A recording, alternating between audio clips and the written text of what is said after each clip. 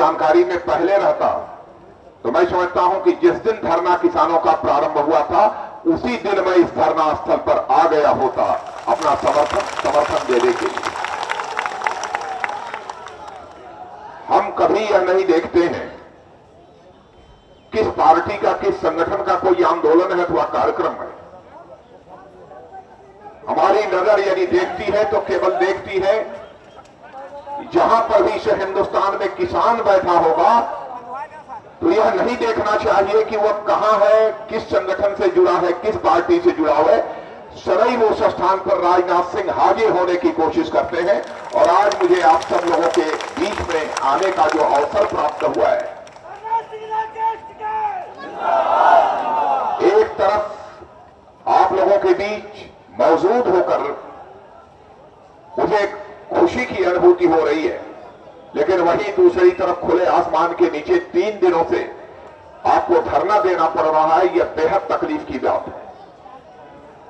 सच कहा युद्धवीर सिंह जी, इतने दिन हो गए, बगल में संसद है, निश्चित रूप से प्रधानमंत्री जी को खुफिया विभाग के द्वारा जानकारी प्राप्त हो चुकी होगी, लेकिन उन्होंने किसी को भेजकर क्या समस्या है, क्या मांग है, यह भी जानने की जहमत नहीं उठाई।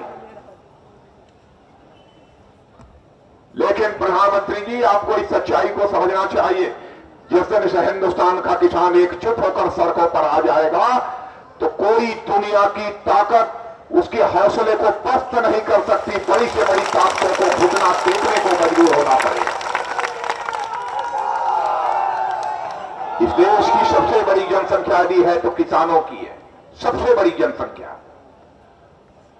और किसी एक पेशे में लगे हुए लोगों की शक्ति के बारे में किसी को यदि तुलना करनी है तो मैं कह सकता हूं कि हिंदुस्तान में केवल कृषि क्षेत्र में, कृषि पेशे में लगी हुई जो जनसंख्या है वही हिंदुस्तान की सबसे बड़ी जनशक्ति है। और उस जनशक्ति को कभी चुनौती देने की कोशिश बड़े से बड़े सत्ताधारी दल को नहीं करनी चाहिए। सबसे बड़ी वही जनशक्ति है।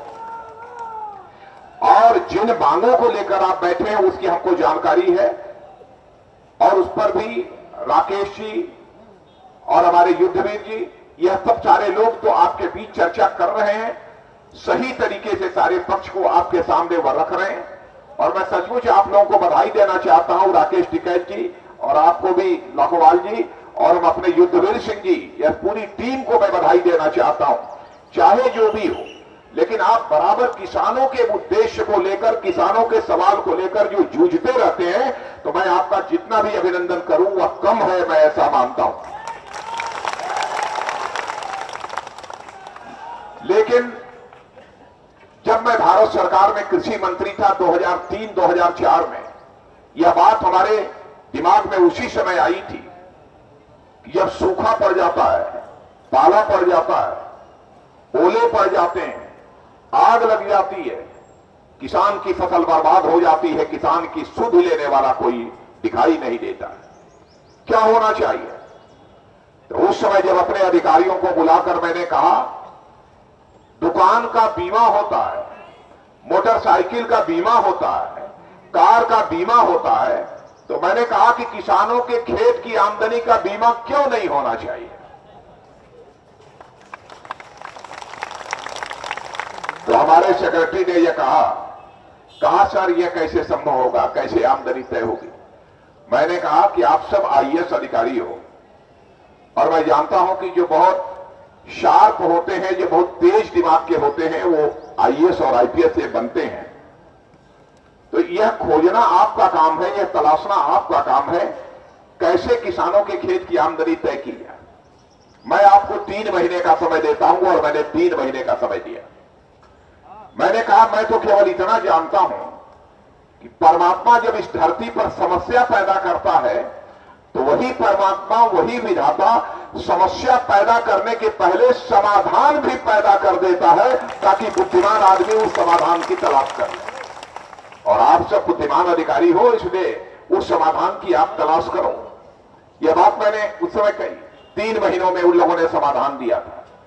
और बहनों भाइयों, मथुरा में 2-3 तहसीलों में प्रयोग के स्तर पर भी कर दिया था, लेकिन तब तक हमारी सरकार चली गई, उसे लागू नहीं कर पाए।